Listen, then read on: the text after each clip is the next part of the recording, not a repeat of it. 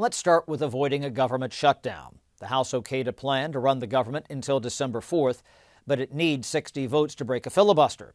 The funding deadline is October 1st, so avoiding a shutdown is far from certain. They need Democrats to bust that filibuster, but so far Democrats aren't budging. Senate Majority Leader John Thune may bypass Democrats using a filibuster-proof method, but that may be a tactic compelling Democrats to come to the table. House Republicans did approve various versions of the Save America Act. They attached it to the annual defense policy bill and intend to latch it to an eventual budget plan. But the Senate lacks the votes to approve the Save America Act, so its adoption is doubtful for now. Then we have a bill banning House members from trading stocks. However, the Senate has little appetite for that. Glued to that bill is a mandate for voter ID. Even that could be a poison pill in the Senate. Finally, there are two efforts to fund the Pentagon and pay for the conflict in Iran. There's the defense policy bill, which Senate Democrats recently blocked, and the framework for the budget.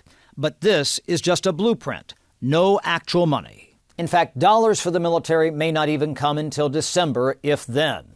So lots of House action as lawmakers fled D.C. for 5 weeks, but none of this is close to becoming law. On Capitol Hill, Chad Pergram, Fox News.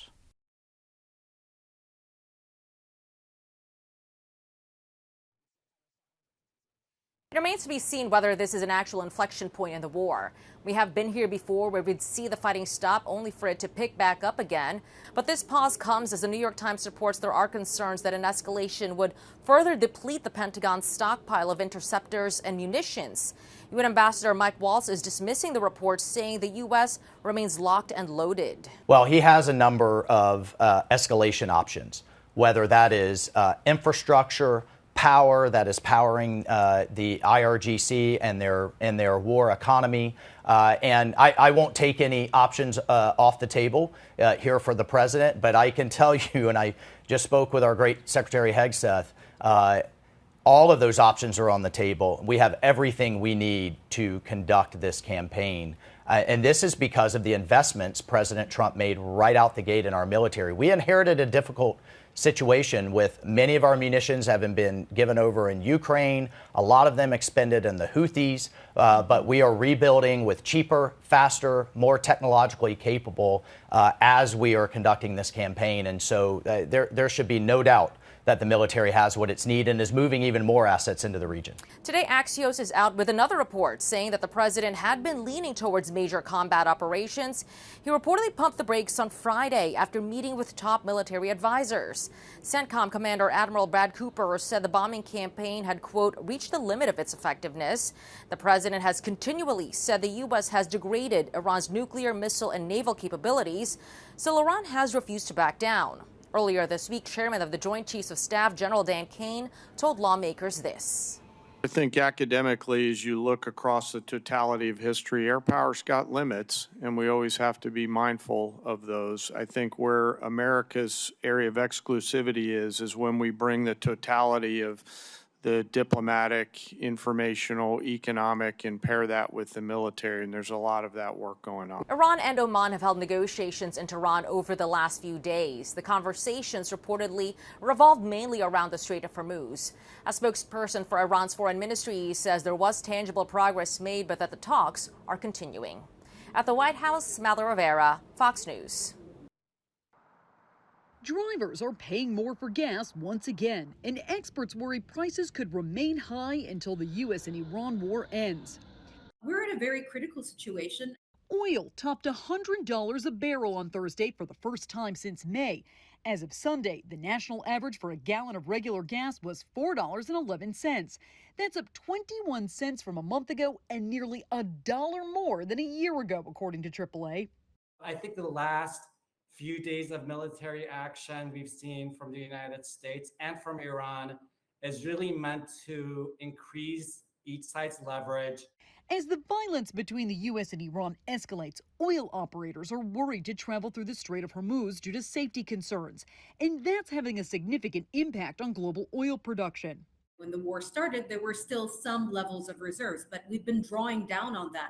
Since the war began, there have been multiple efforts by the U.S. and Iran to negotiate a peace deal, but so far nothing permanent has been finalized. On the Iranian regime side, they are divided. There is internal fighting.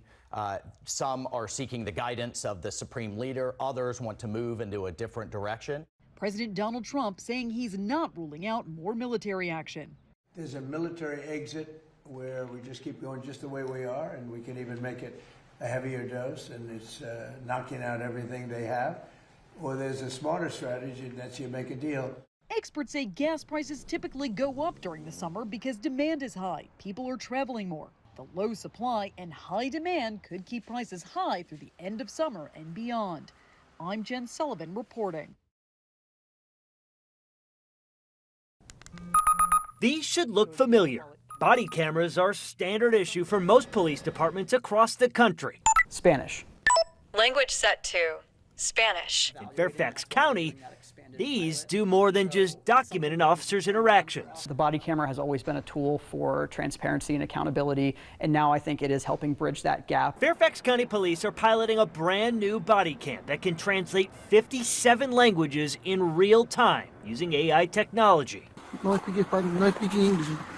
Good news, we have a solution for that. It can also detect the language an individual is speaking. And even so, I got confused because the lane was short. It's a daily occurrence that our officers encounter individuals who are not proficient in English, and this tool makes it a lot easier and more efficient for them to communicate with them, especially when seconds count. Fairfax County Police began this pilot program in February. As of last month, officers are now using them in 4 of the 8 districts they serve, and in the future, they hope these body cameras are used countywide. I think that's one thing that our department prides itself on, is being at the cutting edge of law enforcement technology. So we're excited to be one of the first agencies to use this in the field in the D.C. area. Fairfax County Police say so far, officers have used this tool nearly 850 times, 80% of the time translating Spanish. You speak Italian? Yeah. But this device can translate languages across the globe. So I'm pulling you over right now because you were wearing headphones while driving.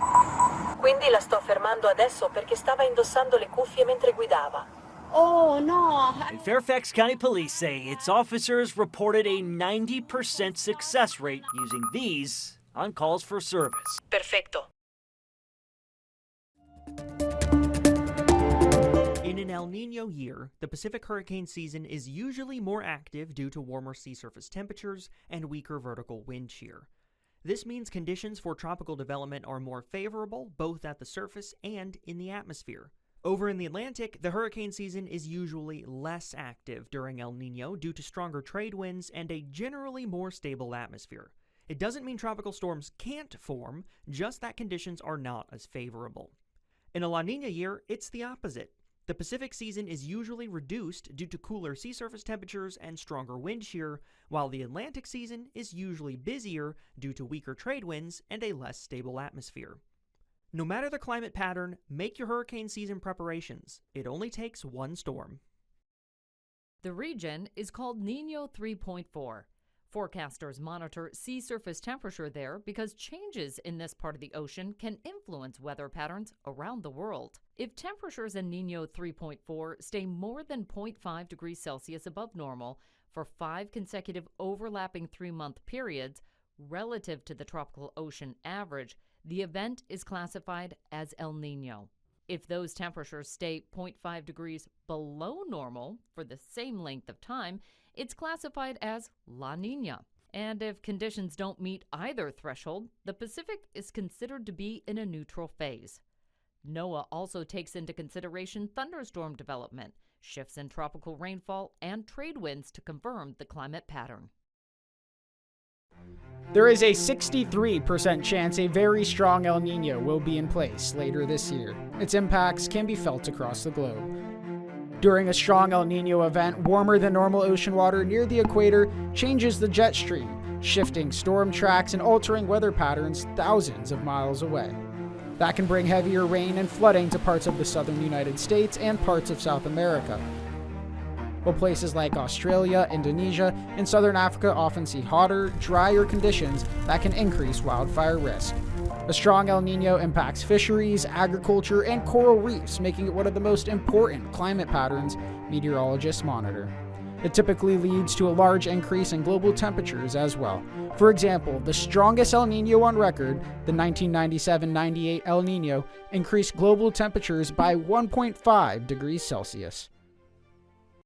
As El Niño continues to develop in the Central Pacific, it's forecast to reach warm levels rarely seen.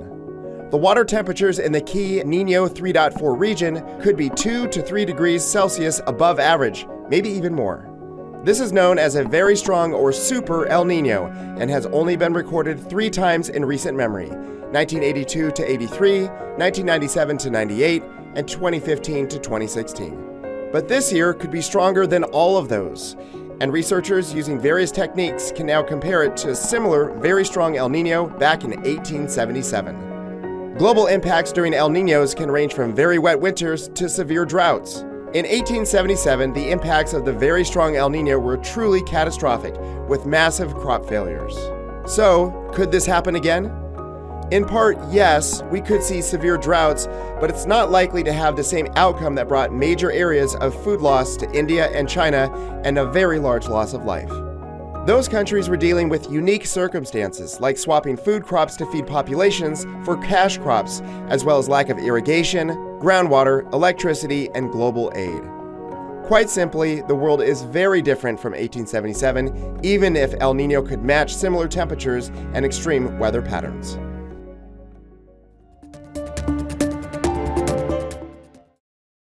The Wall Street Journal reports United Airlines approached Delta about a potential merger. United CEO Scott Kirby contacted Delta CEO Ed Bastian last year, according to the report. Delta reportedly did preliminary due diligence, but talks went no further. A United spokesperson told Fox Business it had, quote, nothing to share. Delta declined to comment. Chipotle opens its first restaurant in Mexico, located in the Monterrey metropolitan area, and operated in partnership with restaurant company Alsea. The two plan to open more locations in the area later this year. They're also planning to expand into Mexico City in 2027. Americans spend more than 5 hours a day on leisure activities on average. That's according to the Bureau of Labor Statistics. Breaking those numbers down, Americans 15 and older spend more than 2.5 hours watching TV and just under an hour socializing and communicating. When it comes to getting up and moving, Americans spend just over 30 minutes a day on sports and exercise. In New York, CJ Papa, Fox News. Right at bedtime, I take my few hundred milligrams of daraxonrasib. He knows he's dying, but with this experimental pill, former U.S. Senator Ben Sasse is able to spend a little more time with his wife and children, something that advanced pancreatic cancer hasn't allowed before. Cancer has been thought to be undruggable. Daraxonrasib is definitely a game changer. At the Fred and Pamela Buffett Cancer Center in Omaha, Nebraska, metastatic pancreatic cancer patients who are out of options now have access to the same drug that Sasse is taking through an expanded access program, which allows them to receive the investigational drug while it awaits review by the U.S. Food and Drug Administration. Dr. Kelsey Clute sees firsthand the difference this medication is making in patients' lives. Not only are we seeing that this drug can more effectively control the cancer and help people live longer,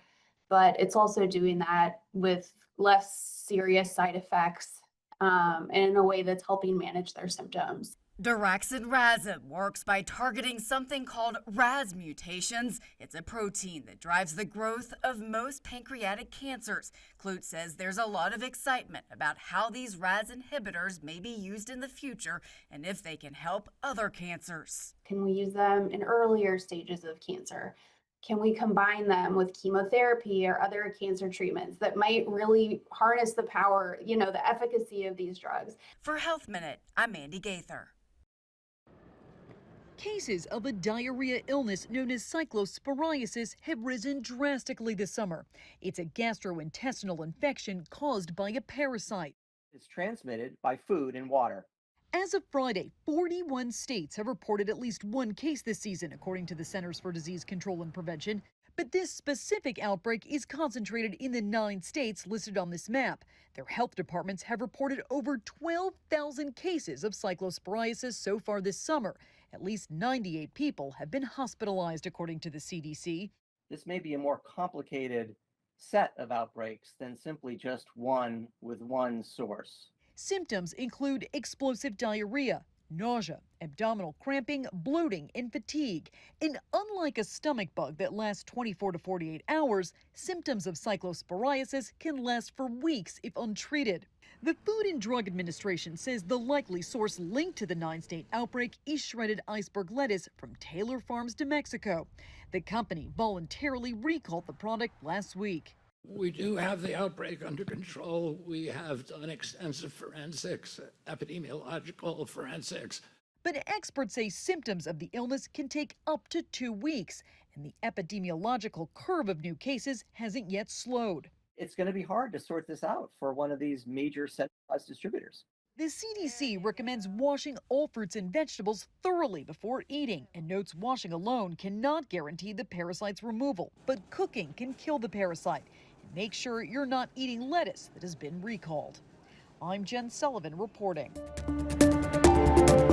I felt like this is sort of a lightning in a bottle. Ryan Gosling is finally joining the MCU. Marvel announced at Comic-Con he'll play the supernatural motorcyclist Ghost Rider. Sean Levy, who's currently directing Gosling in Star Wars Starfighter, will direct him in Ghost Rider as well. Starfighter hits theaters next May. Ghost Rider is due out in 2028.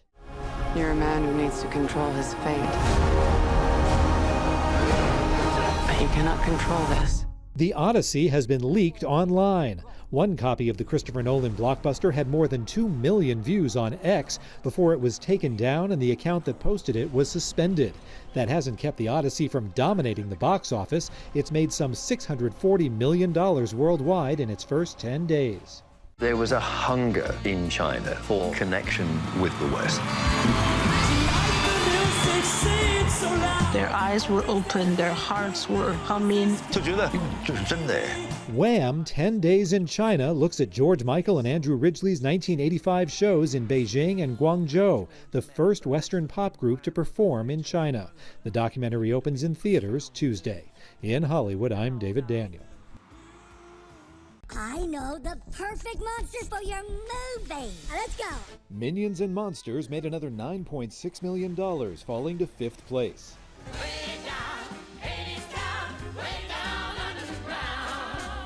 Hadestown, the filmed version of the Tony-winning stage musical, opened in 4th place with $9.7 million. Bonnie doesn't want to play with toys anymore. She needs me. In 3rd place, Toy Story 5 took in $10 million, topping the billion-dollar mark worldwide. My island, my people won't survive if we don't make it. Moana stayed in 2nd place, grossing $10.5 million for a domestic total of $102 million. Bringing vengeance. Bringing it all. The Odyssey made $87 million in its second weekend in theaters. That gives the Christopher Nolan epic a 10-day domestic total of $286 million and nearly $640 million worldwide. In Hollywood, I'm David Daniel. There are 3 victims we know of. Neighbors say they saw a woman. Descriptions of her are all over the place because she's always hiding her face. Emmy Rossum and Lola Pettigrew star in the limited series Furious. Your first case as an FBI agent, and you think you have a serial killer. I do. Oh. There are a few female serial killers, and they've all experienced some kind of violence leading up to their beginning to kill people. And so that's where it started from. I really think the homicides are payback. I feel like I've met you before. We have met before. There are no answers. There are only questions. And they're really tough questions that make you question like your own morality, your own sense of what is right and what is wrong. I've been waiting for you. From the get-go, you're presented with someone like Catherine who is immediately fierce and doing these extreme things. And then as it goes on, you see that there's also this space, this really dignified space that's held for her to also be emotional and vulnerable, and for her to be understood. Being a victim of violence makes you colder, more calculating. They're both victims of violence. They're both underestimated. And because they are so underestimated in the systems in which they've been, they're forced to and have to and get to work outside the lines of conventional justice. Alice, you need to be careful. She's dangerous. Catherine? In Hollywood, I'm David Daniel.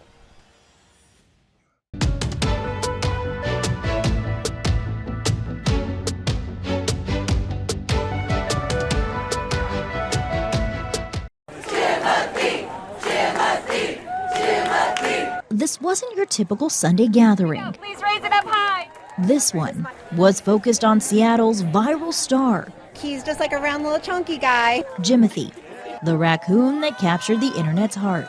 Giving us attention to other people who feel like they can relate to that. This is just how legends are made. Jimothy he's an icon now. Jimothy symbolizes love, hope, saving the Ballard Light Rail. Hundreds gathered in Ballard as Seattle Councilmember Alexis Mercedes Rink proclaimed this as Jimothy's Summer. The summer of 2026 is officially Jimothy's Summer on behalf of my office and Councilmember Dan Strauss's office. She says in a lot of ways, the excitement surrounding Jimothy is what Seattle is all about. We build our culture off of our quirks and these kind of strange things, and it really demonstrates what I believe makes Seattle special. It's a watercolor, ink. Sunday's celebration was also a chance to uplift local artists and their Jimothy-inspired pieces. This one is from Emily, and the piece is called Field Study of Jimothy. Now we have the double piece with the small one. It's the Garden of St. Jimothy. Is this not so Seattle? From the St. Jimothy stained glass to license plate art and Jimoshe. It's a Jimothy made of paper mache. Kayla Carabez moved to Seattle last month. Her winning painting will soon be displayed in City Hall. It's interesting that Jimothy doesn't even know that all this is going on, but he's still so loved. Shira Matsuzawa, Fox 13 News. Everyone knows about the Odyssey featuring a horse on the high seas, but not everyone knows about the one featuring a donkey. A ferry company in British Columbia took a tiny stuffed animal on a silly seafaring adventure after it was left behind by a pint-sized passenger. The company, BC Ferries, took to social media to report the lost stuffy, which they nicknamed Churro the Burro, assuring its owner that it was being well looked after, taking in the sights, schmoozing with fellow fluffy friends, and even enjoying some light reading. But it wasn't all high seas, hee-haws, and hijinks, though. Churro also put in work in the engine room and on the bridge, helping keep watch with the crew. Eventually, the Burro's 5-year-old owner was located thanks to social media word of mouth, and after a warm reunion, BC Ferries gave Churro's family the very same royal treatment the Dinky Donkey got. This next one wasn't an odyssey, it was just plain odd. FedEx workers in Tennessee who were curious about a customer's package got more than they bargained for when the man opened a cold shipping container he thought contained a still sleeping new pet iguana, but instead got a lightning-fast leaping lizard. The iguana sprang loose, scaring the bejesus out of the employees, but it was eventually cornered, wrangled, and bagged back up to head to its new home. Finally, this last one was quite the pickle, literally, after a truck crash covered an Ohio roadway in thousands of pickles. The road had to be temporarily closed, but no one was injured, and the Ohio Department of Transportation shared the video on social media where commenters posted pickly plays on words that were kooky, but kosher. For Take a Look at This, I'm Jeremy Roth. A connection that withstood time and state lines. Chong, a dog that went missing in 2021, has been reunited with his owner. It took him a few minutes, but then... Immaculata Jackman says she never lost hope. I still looked for him. We still went to our old neighborhood and drove around and look to see if we could see anyone walking him or if he was running around somewhere. Earlier this week, Chong was found behind a truck stop all the way in Indiana. 5 years ago, Chong had escaped Immaculata's house, and someone in Lincoln had gotten him chipped. Somehow, after being chipped, he ended up 642 miles away, and his chip was the only clue that led him back to Nebraska. And my friend sent me the post, and I just couldn't believe it. She called the animal shelter as soon as she heard and explained her unique situation. They told me that they were all hoping and praying that the other people did not contact them. After 3 days had passed, Chong was officially up for adoption and able to return to his original family. Immaculata was not the only family member Chong got to reunite with. His brother, Chi-Chi, also made the journey to Indiana. Is that your brother? Now, back in Lincoln, the family is finally whole again. Yeah, never lose hope, because it's been 5 years and we found him.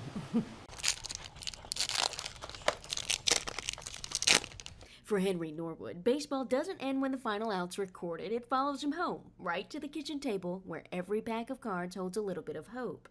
This time, that hope traveled online. One of his friends, Jude, opened Henry's box of brand new 2026 Topps Chrome baseball cards on a live stream, and neither one of them had any idea they were about to witness history. This is by far the best card I've ever gotten. We've opened several boxes, and this is not even close to the best thing we've ever gotten. I feel really good. Inside that box, an Aaron Judge Logoman Patch Redemption, a game-used MLB logo patch numbered just 4 copies in the entire world. I saw the black and gold. It was like, oh my gosh, we got a redemption. And I got really happy, and I started jumping over the couch. For serious collectors, this wasn't just a lucky pull. It was the chase card, the kind people spend years and fortunes just trying to find. So this is the 2026 Topps Chrome baseball. It's one of the biggest sets they release every single year. And so this card comes from this set, and you would have to spend over $5 million worth of the product to even get the statistical odds of pulling the card.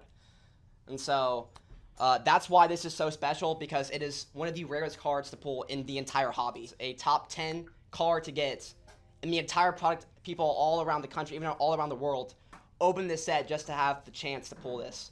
The irony, Henry earned the money to buy the cards the old-fashioned way, on the baseball field.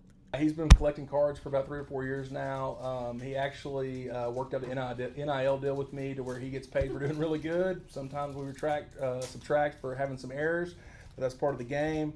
And he uses baseball money that he's been collecting this year. How many home runs did you hit? 8. 8 home runs this year. That was a little hard on my pocketbook, but he used that to roll it into opening a couple boxes of cards, which turned out to be pretty good on this deal. The card is priceless to the hobby, but for the people watching that live stream, and for one young Arkansas baseball player, that memory may be worth even more. When there's people like him who get to have this opportunity, it's the most special thing, because I've never seen people more excited when they pull cards. It's really insane. It all started from one pack someone gave me, and we probably have over 100,000 cards in our collection.